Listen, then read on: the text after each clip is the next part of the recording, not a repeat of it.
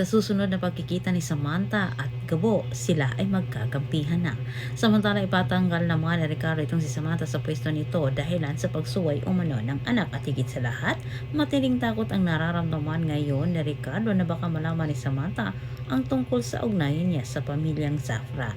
Masama ang loob ni Samantha sa kanyang kapatid at matindi ang tama sa sinasabi ng dalaga sa kanya.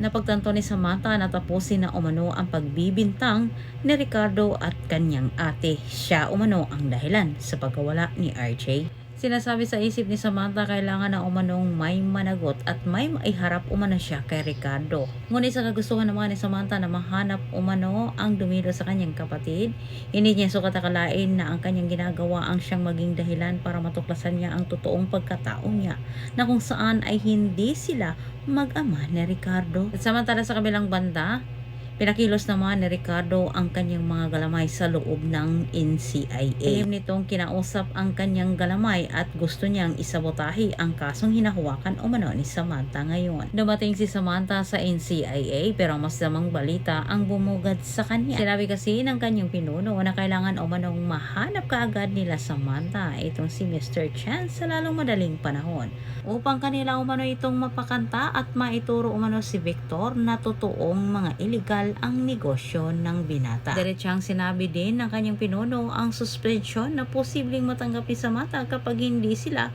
magtagumpay sa kanilang misyon. Kaya't sinasabi ni Samantha na sisikapin umano niya na mapunta sa kanyang kamay si Mr. Chan. Pinapahirapan si Samantha sa kanyang misyon. Napag-isip-isip ni Samantha na posibleng ang kanyang ama ang gumawa umano. Samantala, malalaman naman ni Ricardo mula kay Victor na hindi si Samantha ang nakahuli sa kanya. Ninalaw ni Mariano ang kanyang anak at sinabi na ni Victor ang totoo.